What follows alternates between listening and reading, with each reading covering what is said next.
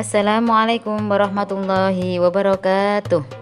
Anak-anak sekalian, ketemu lagi di SDMT TV dengan Ustazah. Kali ini Ustazah akan bercerita tentang kisah Nabi Syuaib alaihi salam. Nama lengkap Nabi Syuaib adalah Syuaib bin Maliki bin Yasir bin Madyan bin Ibrahim. Nabi Syuaib diutus Allah Subhanahu wa Ta'ala untuk berdakwah di negeri Madyan yang tinggal di pinggir negeri Syam. Penduduk Madyan terdiri dari orang-orang yang tidak mengenal Allah Subhanahu wa Ta'ala. Penduduk Madyan gemar berbuat curang, licik, tidak jujur, dan tidak adil. Salah satu contoh perilaku curang penduduk Madyan adalah mereka gemar mengurangi timbangan dalam praktek jual beli. Penduduk Madyan sudah lama melupakan ajaran Nabi dan Rasul yang diutus sebelumnya. Mereka berada dalam kesesatan dan kemungkaran. Mereka menyembah hutan dan aikah, yaitu sebidang padang pasir yang ditumbuhi pohon dan tanaman. Kemaksiatan penduduk Madyan sudah menjadi hal biasa mereka lakukan. Melihat kesesatan penduduk Madyan, Allah mengutus seorang Rasul untuk mengingatkan mereka. Rasul itu bernama Nabi Syuaib alaihi salam.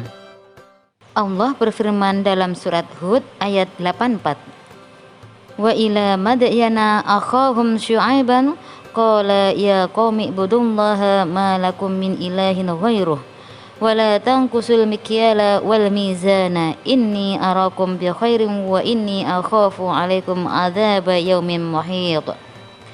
Dan kepada penduduk Madyan kami utus saudara mereka Syuaib.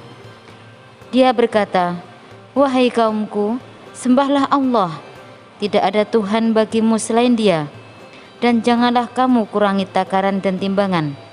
Sesungguhnya aku melihat kamu dalam keadaan yang baik atau makmur, dan sesungguhnya aku khawatir kamu akan ditimpa azab pada hari yang membinasakan atau kiamat. Nabi Syuaib alaihissalam mengajak kaumnya menyembah Allah Subhanahu wa Ta'ala, menjauhi kezaliman, kemungkaran, dan segala macam bentuk kemaksiatan. Mengajak kaumnya berperilaku jujur, menimbang dengan benar tanpa dikurangi seperti kebiasaan mereka. Allah berfirman dalam surat Hud ayat 85, wa ya qaumi auful mikyala wal mizana bil qisth wala tabkhasun nasa asya'ahum wala ta'thaw fil ardi mufsidin. Dan Syuaib berkata, hai kaumku, cukupkanlah takaran dan timbangan dengan adil, dan janganlah kamu merugikan manusia terhadap hak-hak mereka, dan janganlah kamu membuat kejahatan di muka bumi dengan membuat kerusakan. Nabi Syuaib alaihissalam juga mengingatkan kaumnya akan nikmat Allah Subhanahu wa Ta'ala dan karunia Allah yang telah diberikan kepada mereka. Nabi Syuaib juga mengingatkan mereka akan balasan dan azab yang pedih jika mereka tidak mau menyembah Allah Subhanahu wa Ta'ala. Sebagian besar penduduk Madyan menolak dakwah Nabi Syuaib alaihissalam. Mereka bahkan mencela seruan Nabi Syuaib alaihissalam. Nabi Syuaib tetap bersabar dan bahkan mendoakan agar diberikan petunjuk dan ampunan dari Allah Subhanahu wa Ta'ala. Penduduk Madyan menghalang-halangi para pengikut Nabi Syuaib alaihissalam yang beriman untuk beribadah kepada Allah Subhanahu wa Ta'ala. Bahkan mereka memaksa dengan kekerasan terhadap pengikut Nabi Syuaib alaihissalam untuk meninggalkan ajaran Islam. Kegigihan dan semangat berdakwah Nabi Syuaib alaihissalam membuat penduduk Madyan yang ingkar marah dan mendatangi Nabi Syuaib alaihissalam dengan mengancam akan menyiksa dan merajam Nabi Syuaib alaihissalam jika tidak mau menghentikan dakwahnya. Mendapat ancaman tersebut, Nabi Syuaib alaihissalam tidak takut dan percaya bahwa Allah Subhanahu wa Ta'ala akan menolong dan melindunginya. Allah Subhanahu wa Ta'ala melihat kemungkaran kaum Nabi Syuaib alaihissalam sudah merajalela. Allah hendak menurunkan azab kepada kaum Nabi Syuaib alaihissalam. Sebelum azab diturunkan, Allah Subhanahu wa Ta'ala memerintahkan Nabi Syuaib alaihissalam dan pengikutnya untuk pindah dari negeri Madyan. Mula-mula mereka diserang udara sangat panas, sehingga mereka keluar dari rumah mereka masing-masing untuk mencari udara segar.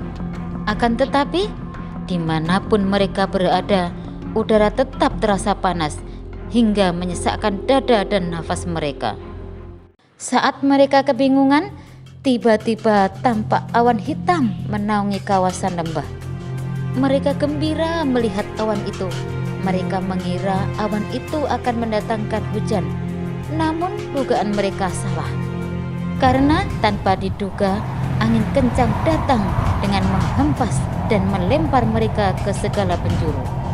Pada saat itu, dari awan yang hitam pekat itu, kilat, petir dan guntur menyambar saling menyusul. Akhirnya, penduduk Madyan yang ingkar binasa. Atas pertolongan dan rahmat Allah Subhanahu wa Ta'ala, Nabi Syuaib dan pengikutnya selamat. Anak-anak, setelah mendengarkan kisah dari Nabi Syuaib alaihissalam, ada beberapa sifat yang bisa kita teladani, yaitu 1.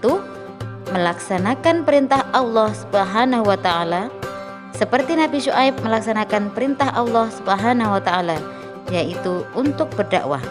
Sebagai anak muslim, kalian harus melaksanakan perintah Allah Subhanahu wa Ta'ala seperti sholat, taat kepada ayah dan ibu, ramah kepada orang lain, serta membantu teman yang membutuhkan.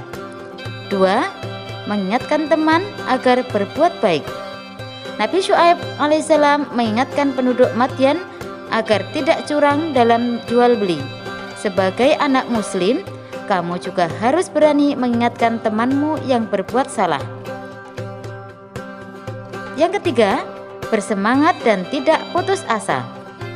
Seperti Nabi Syuaib alaihissalam juga semangat dan tidak putus asa meskipun kaumnya menentangnya. Sebagai anak muslim, kamu harus bersemangat dan tidak putus asa, terutama dalam belajar.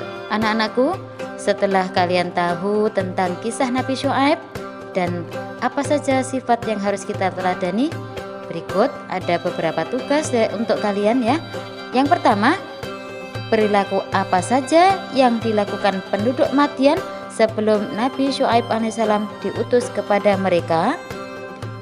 Tugas 2, tulislah surat Hud ayat 84 beserta artinya yang menerangkan bahwa Allah Subhanahu wa Ta'ala mengutus Rasul untuk mengingatkan penduduk Madyan.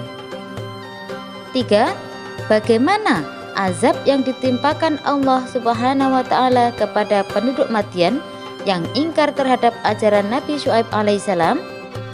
4. Sebutkan 2 perilaku yang bisa kalian teladani dari kisah Nabi Syuaib alaihissalam. Selamat mengerjakan.